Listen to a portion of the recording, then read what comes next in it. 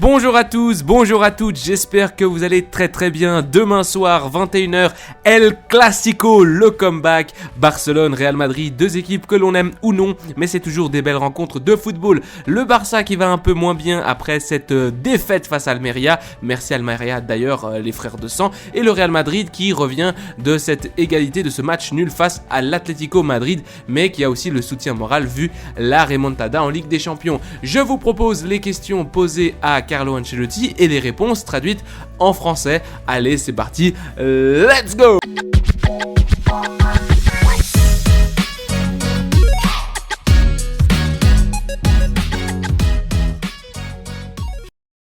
C'est parti, on commence tout de suite avec la première question. Au vu de l'importance de Vinicius, croyez-vous qu'il existe une Vini-dépendance ?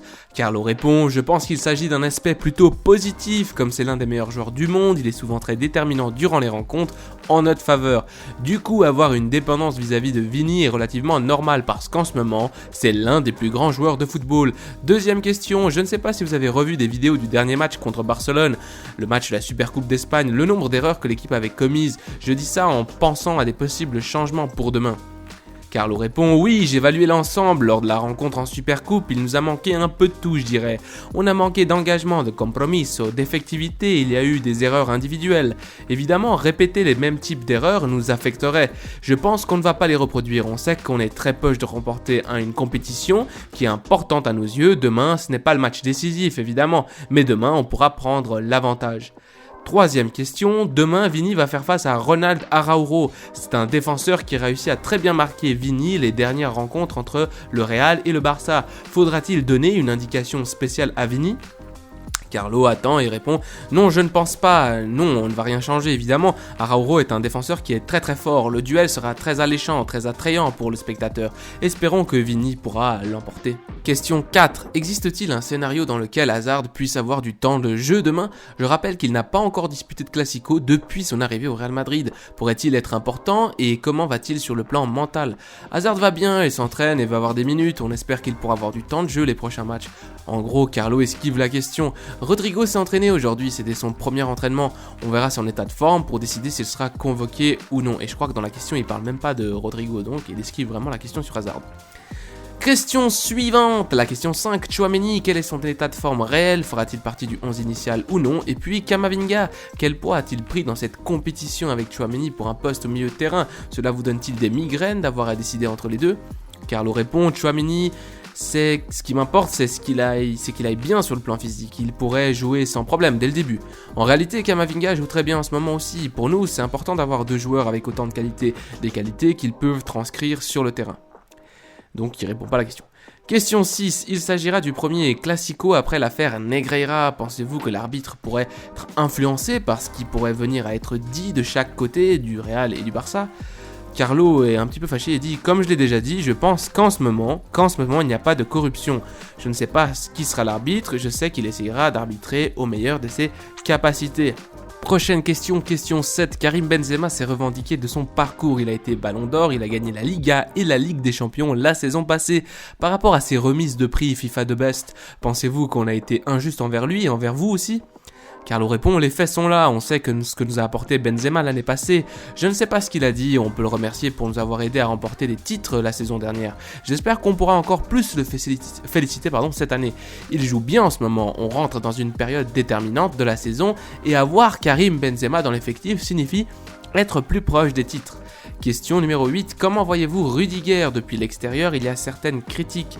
Rudiger, c'est comme toujours, il est concentré et focalisé, je crois qu'il a élevé son niveau de jeu. Je pense qu'il pourrait davantage s'améliorer en ce qui concerne le maniement du ballon, mais au niveau défensif, je pense que l'équipe est plus solide parce que lui et Militao, en l'absence d'Alaba, ont apporté une solidité au centre de la défense. Question 9. On a beaucoup parlé de transition du milieu de terrain, peut-on s'imaginer un Clasico sans Toni Kroos et Luka Modric ? Ou cela n'est pas possible dans la tête de Carlo. Carlo rigole, c'est possible, c'est vraiment possible, tu le verras demain. Je ne sais pas, on doit prendre en compte que ces rencontres nécessitent plusieurs choses, plusieurs ingrédients, de la personnalité, de l'énergie, peut-être que Kroos ne sera pas dans le 11 si on parle d'énergie, mais s'il serait par son courage, par sa personnalité et son expérience. De ce côté, il aurait par exemple l'avantage, je dois bien réfléchir. Nous arrivons déjà à la question numéro 10. Après la défaite en Supercoupe, est-ce que les joueurs du Real Madrid ont une plus grande envie de gagner ce Classico? Carlo répond, on est déterminé, on a très envie de gagner, mais pas pour une question de revanche, on a envie de gagner parce qu'on est très proche d'un nouveau titre. C'est comme ça au Real Madrid, lorsqu'on se rapproche des trophées, la température monte beaucoup. Question suivante, que considérez-vous comme une bonne saison? Vous avez déjà remporté 2 titres, un titre de plus, 2 titres de plus comme en 2014, ou gagné les 3 titres? La Liga, du coup, la Coupe du Roi et la Ligue des Champions. Carlo répond, en comparaison à l'année passée, on a 2 points de moins en Liga. On s'était déjà fait sortir en Coupe du Roi, donc on ne pouvait pas se battre pour atteindre la finale. Et on avait perdu le match aller des 8e en Ligue des Champions. Donc, nous ne sommes pas dans une pire position que l'année passée. On est là où on mérite d'être. Maintenant, quand tu arrives au mois de mars comme ça veut dire que tu peux te battre pour toutes les compétitions. Je pense qu'on va gagner encore un trophée, mais je ne peux pas le garantir, je ne suis pas devin. Question numéro 12. The best. Ni Benzema, ni Courtois, ni vous avez gagné un prix. Pensez-vous qu'il est juste de considérer uniquement le mondial et pas la saison entière en ce qui concerne les prix FIFA The Best? Carlo répond, cela n'a pas beaucoup d'importance pour nous. Les résultats lors de cette cérémonie ont montré que le mondial a eu beaucoup d'impact en effet. Et au mondial, l'Argentine a été juste vainqueur, donc c'est normal que Messi, Martinez et Scaloni aient reçu ces récompenses. Moi, à titre personnel, je les félicite. Question numéro 13. Aujourd'hui, Camavinga est-il titulaire de l'équipe? Carlo répond, au bout de 8 mois, je ne sais toujours pas qui est mon équipe type. Je ne le sais pas vraiment, je prends mes décisions avant chaque match et je ne sais pas qui sont les 11 titulaires, vraiment. Question suivante, depuis 2014, vous avez gagné une Coupe du Roi et 5 Ligues des Champions. Êtes-vous motivé à gagner cette compétition, la Coupe du Roi? Carlo répond, au début de saison, cette compétition n'est pas parmi les plus importantes en effet, mais lorsque tu joues la demi, cela devient très important. Au début de saison, tu as la Liga, la Ligue des Champions, tu ne vas pas mettre ta meilleure équipe en Coupe du Roi, mais maintenant c'est important quand tu peux remporter le titre. Question 15, vous avez dit récemment que gagner aide à gagner. Je vous demande si une victoire demain contre Barcelone pourrait aider dans la lutte pour la Liga. On doit bien faire la différence. Ici, en 270 minutes, 3 matchs, tu peux gagner un nouveau trophée, la Coupe du Roi. La Liga est une autre histoire et la Ligue des Champions une autre histoire encore. Avant-dernière question en ce qui concerne les nominations FIFA de Best, quelque chose a interpellé votre attention? Quels auraient été vos 3 choix en ce qui concerne le prix du joueur?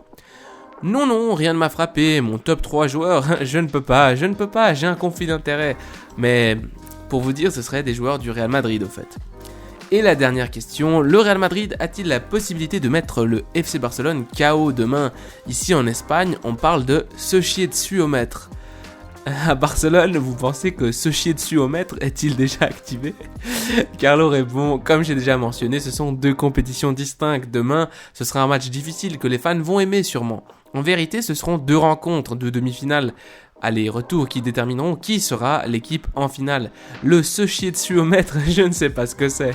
Allez, au revoir. Voilà, c'est fini pour les questions et les réponses de cette conférence de presse. J'espère vraiment que Barcelone perde demain. Ça donnerait confiance aux Madrilènes, que ce soit pour la Coupe du Roi ou pour la Liga. Merci de votre soutien à la Madrid y nada más. Ciao.